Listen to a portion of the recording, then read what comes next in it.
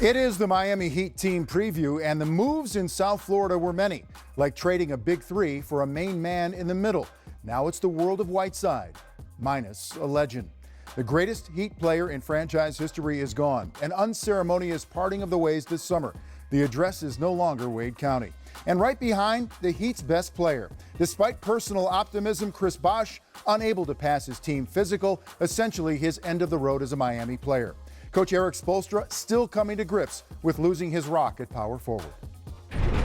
This business is tough. The personal relationships and the things that happen that you can't control. Everybody knows how much CB means to me and his family. I love CB dearly. It was tough to watch CB and his family go through this the last couple years. Your heart just goes out to him.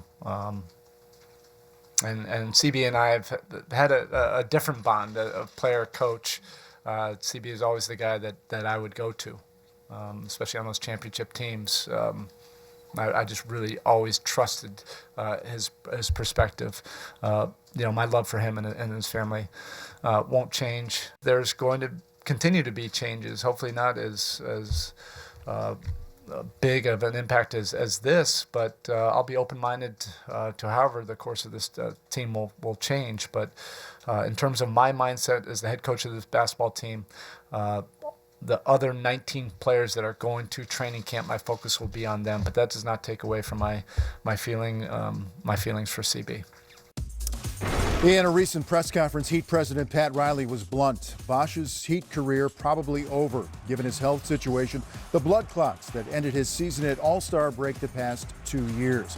An 11-time All-Star still owed $79 million over the next 3 years, but he remains on the roster. Dwayne Wade was at the core of 3 Miami Heat championships in 06, 12, and 13. He's a 12-time All-Star. The guy we never thought would leave Miami but finish his career there. But this is business. Riley and the Heat eventually offered a reported $43 million free agent contract. Chicago did $2 and $47, and Wade is back home in Chicago. So through Shaq and then the fulcrum of the Big Three and the Heatles, through post-LeBron, it was Wade, always Wade. And now, like Kaiser Soze, he is gone. And with that, we welcome you to the Miami Heat team preview. Vince Cellini along with Dennis Scott and the czar, Mike Fratello. So a bizarre offseason, to say the least, gentlemen. And the Big Three era is officially over, Dennis, 6 years after it began. That's business. Yeah, Vince and Coach, it's crazy. Just 2 years ago, these teams in the finals, you had 3, Hall of Famers playing together. Now they're all 3 gone and revamping. But one thing we know about Pat Riley, he's going to go back into the dughouse. He's going to figure some things out, make some moves. And you still have some pieces to work around. The question is Dragic and Whiteside ready to take the next level and be leaders? They have some talented pieces right now, but it's almost as if the slate has been wiped clean. And if you're saying, I have to go into this type of situation, I don't know if there are many people that are better than Pat Riley and Mickey Arison as the owner of the team, because Mr. Arison is more than willing to do what's necessary to build a championship roster. We've seen that already in the past. And Riley, as good as anyone in getting the key pieces in there that can do it. So here we go from the beginning now. You're right. Let's take care of some old business here. And I touched on it, Chris Bosh and the business of Bosh, as the Heat are seeking a declaration of long-term injury and how this will financially benefit them moving forward, Dennis. So again, this isn't personal feelings. No. This is about the bottom line. Yeah, and it's tough because in the business of basketball, you're getting to the bottom line where last couple of years, Chris has found some doctors that say, hey, he can play. But the Miami Heat have found their doctors say no. The next phase is now the league has to match that, and that's when the history gets a little dicey, Coach. Yeah, and you have to wait 1 year to make that declaration. And then if it is okayed by the league, the money is removed from Miami's roster, so they get to use that in free agency. But let me remind you of this. If that player, after he's waived, which would be sometime in February, signs with another team and plays 25 games with that other team, the money goes right back on Miami's cap roster again. So kind of interesting. Wouldn't that be something? And we will watch that as the calendar turns to 2017. So let's talk about what we have placed in Miami, and that is a good point guard, good solid point guard, Dennis, athletic center. So let's talk about Dragic and Whiteside and what they have to do to carry this on. Well, I think with Dragic, he has to realize now a lot of the pressure's on him with the leadership standpoint, but also being a point guard, the ball's in your hand a lot. Are you able to break down your man, get to the paint, and knock down some easy jump shots? That remains to be seen with so many new faces on the perimeter, Coach. Is there enough outside shooting to make this man effective? Because if the lane is shrunk, now he's drawing, he's getting there with 4 people, now he's trying to shoot over a lot of lanes. Yeah, I think there was a little bit of a problem, a gray area for Dragic over the last season or so, because he's a guy that pounds the ball a lot. He puts it on the floor a lot, gets to the basket. He can score, obviously. He can make a pass at the right time. Yet he was brought into a system where Spoelstra preaching moving the basketball, sharing the ball, put it on the floor, get it to Wade, penetrate, kick it back out again. So Dragic is caught in that thing of trying to be a team player, do what the coach wants to do. That's not really what he's all about. Well, now it's like, let's go back to what I'm all about, because Wade's not there anymore, Deng's not there anymore. You got this big guy down in the hole you have to feed occasionally. So we'll see what happens now with Spoelstra turning the ball over to him and saying, run the show. Well, that's a great point, Coach, because Dragic now has to develop that same chemistry that Wade had with Whiteside to make Whiteside effective. That has to be job one between, you know, the 1 and 5 spots, does it not? You've invested a lot of money in that big man, so now you've got to get him to play. Show up every night, make him be productive. Can he be a 20-10 guy in the NBA on a regular basis? And to that point, Coach, he's not a big guy where you throw the ball down to the post possession after possession. So it goes off of penetration. He's shown that he can catch the ball and finish around the basket. But now you've invested all that money. To your point, Coach, you have to feed him a little bit more than often to keep him happy so he can rebound, set good screens, and block shots. That's one of the reasons he got the big contract, because defensively, he was a rim protector. So you have to feed him from time to time to keep him happy so he plays that good defense. You know, maybe you break it down into segments for him. And because, like you said, Dennis, you don't throw this guy the ball 25 times a night. Right. Maybe you break it down. You say, listen, how many easy layups can you get by outrunning your opponent down the floor? 1 or 2 a game. How many offensive rebounds can you get and put him back in? 3 or 4 a game. How many times can you get to the foul line a game and make your free throws? And then the times we throw you the ball and say, go get it for us, big guy. Break it down maybe that way, show him what he can wind up with. Let's look down the roster a little bit. And what happens is when players leave and there is change, we always talk about opportunity for other guys. One of those guys is Josh Richardson, who is dealing with a torn right MCL. Out 6 to 8 weeks. But, Dennis, what's the upside for him? It's just unfortunate for this young man because he had a great rookie year, great summer, shooting the basketball very well, playing defense. Not too many young guys come into our league with a defensive mindset, but you could tell he put in work in the gym because during the playoffs, he's knocking down huge three-point shots, Coach. We're saying this young man understands his game, just unfortunately got hurt. I was shocked to see the growth in that young man a season ago. And the faith that Spoelstra and the staff put in him, the confidence they gave him, the minutes they played him, that was significant, important minutes, and he got better from the perimeter shooting the ball. He had great confidence in defending. They had confidence in him. They rewarded him with minutes. This is a shame for this young man that he has to incur this injury. As for Justice Winslow, another guy who's going to get more of an opportunity, we remember in the Toronto series, he was benched for a game, but came back strong, and he had some really good moments in postseason. So moving forward, Mike, with Justice Winslow, what do you see for him in his second season in the NBA? It's a very, very talented young man. The question mark to me is, what is this guy? Is this guy big-time scorer? Is this guy big-time defender? Is this guy a little bit of everything? He's a multiple position type of player.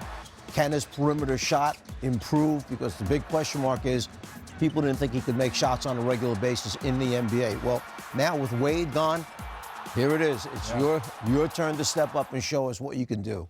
I'm right with you, Coach. It's all about shot making. You saw from the highlights, he can get to the basket, he can run the floor, he's a great athlete, and he plays defense, and he's tough. But now with Dragic having the ball more, breaking down his man, he has to be able to catch and shoot the basketball to create a little bit of space for driving lanes. Before we go to break here, one more name, Udonis Haslem. He's still the DNA of all of these championships, and he's still got to be that guy that maybe the rock. Holds it all together. He's the rock with all the new movement, keeps the ship afloat. He's that one voice in the locker room to keep everything under control. Just putting it out there. From the Miami Marlins Twitter account, this past September at Marlins Park, Justice Winslow hanging out at the Clevelander in left field, catching a home run ball from the Atlanta Braves' Matt Kemp, and Justice showing his Miami pride, throwing the ball back onto the field. Now that is Justice. Here's the czar of the telestrator with just how versatile Justice Winslow can be. Thanks, Vince. With Dwayne Wade no longer in Miami, many of the responsibilities that Wade would have now been placed on the shoulders of the youngster Justice Winslow. This is a multi-dimensional player, a guy who can play the two spot, small forward position, and the power forward spot. We see here in the early preseason action, he plays as a four-man. They'll play 4-5, middle of the floor, pick and roll. He gets the switch from Gortat to center on him. He now knows the defender is behind his big man. He lets his big man roll to the rim, and watch how high he throws the ball, knowing that the weak side defender never got there. It's an easy finish for the big guy. Because of his strength and size, if they can get a smaller guard to switch on to him, they'll post him. But if the post-up doesn't work, they'll get him out on the perimeter. And this is probably the biggest question of the year.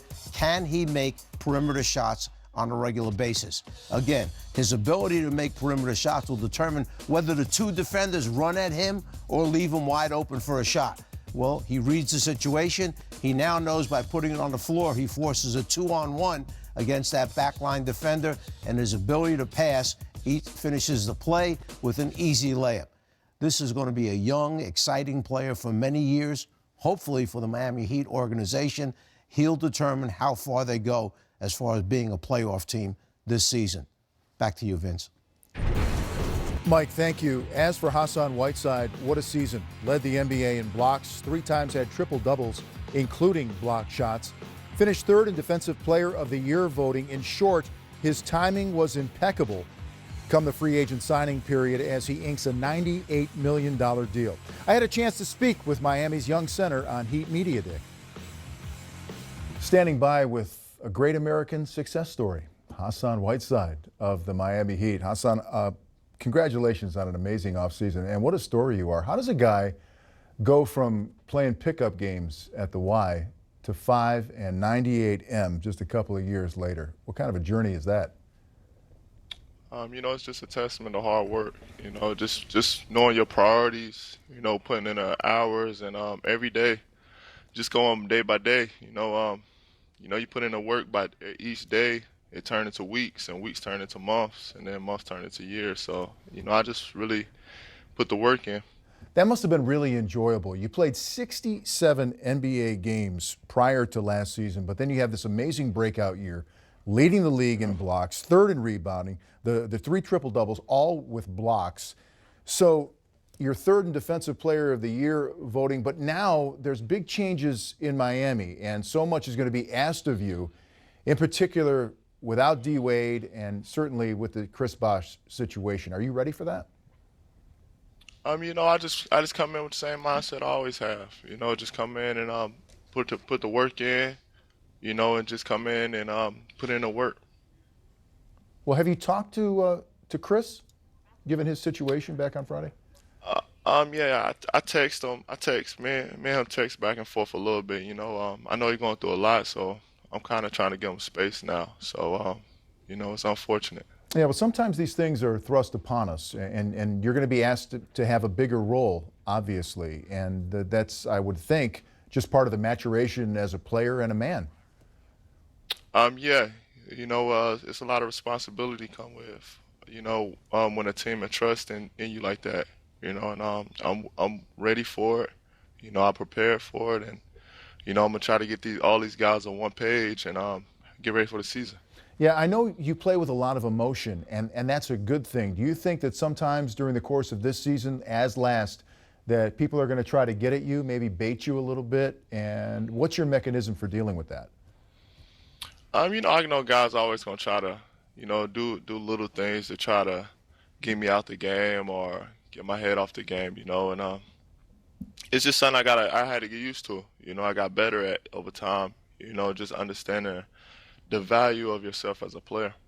This is an interesting young team. It's a fun young team, and once again, Miami is going to be a wild card in the Eastern Conference with guys like Josh and Justice Winslow and yourself. So tell me about sort of the expectations of this group. What have you all talked about in terms of where you're going? Nothing changed. We still competing for a championship. Nothing changed in the Heat organization. As long as we got these Heat jerseys on, we always coming in. We never gonna count ourselves out or sell ourselves short.